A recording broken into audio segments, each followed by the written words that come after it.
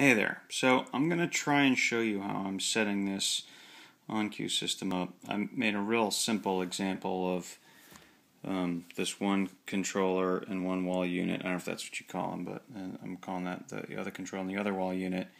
And on this one, I've got the jumper pin. That's over here. Let me put it down. I've got the jumper pin set on master. If I can zoom in there, you can see it there. It's on the master setting. And what I'm going to do is plug this one in, and then I have another. I can put this down for a second. And then I have it running on Cat 5 to this wall unit here. And you can see it's kind of doing its little boot up cycle. So that one's going to start this way. And then on this other unit, again, I have it set to the master setting. And I'm going to power this guy up. And he's running over to this wall unit here. And he's powering up right there. And this is all like brand new stuff right out of the box.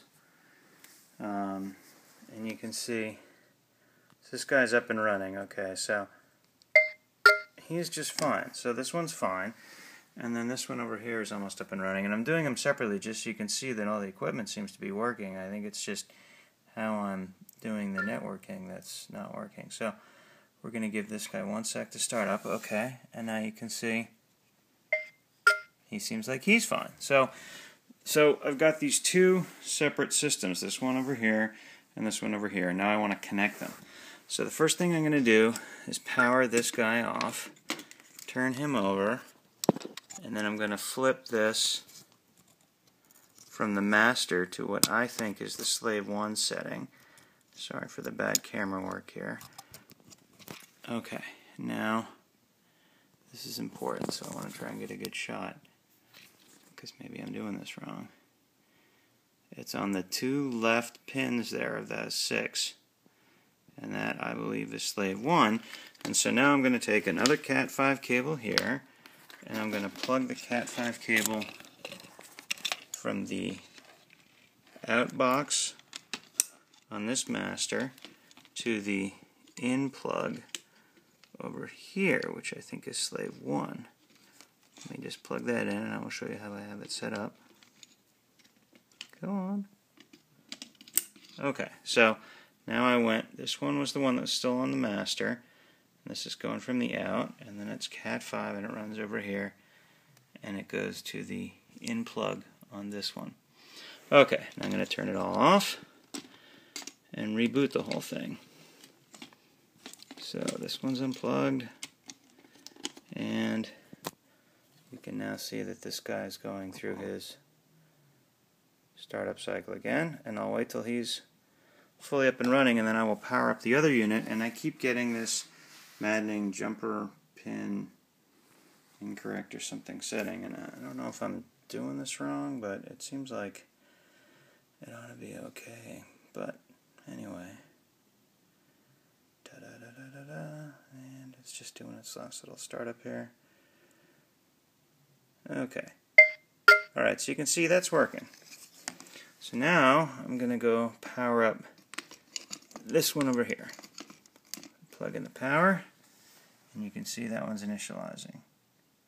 Now I go back over here, and you can see that this one is also going through some kind of discovering thing, which means I guess they're talking to each other, because this had the normal screen and then it went back into discovering mode when the slave 1 unit over here started up. And now you can see this is the slave 1 unit, and he's doing his little startup. And there it is. Address jumper's incorrect. And this is the maddening error message that I've been getting over and over. We come back over to this one. This is the master unit. He looks fine. No problem. Doesn't recognize the other unit. And this guy is stuck on address jumper incorrect and doesn't. It's just not doing anything. So this is the unit that's slave 1 that just doesn't seem to be doing anything. And there there's the back of it. Again, I don't know if this is going to tell you anything, but there's the jumper pins. You can see it's really set to slave 1. I don't know what else you'd be looking for here. Lights are blinking or whatever. But anyway, that has kind of been pretty frustrating. And I got all the stuff wired up in the walls. It's okay, but when I go to connect the two together, I just get that address jumper incorrect message, and I'm in a bit of a loss. So probably I'm doing something wrong when I connect them, and if so, would love to know so I can get it all working. I got all the wall units in, they're all wired up and ready to go, but I just can't seem to get these two connected together. So anyway, hopefully that's a helpful video. I know it's a bunch of wiring, but hopefully that'll help, and shoot me an email or give me a call and we can figure it out. Thanks.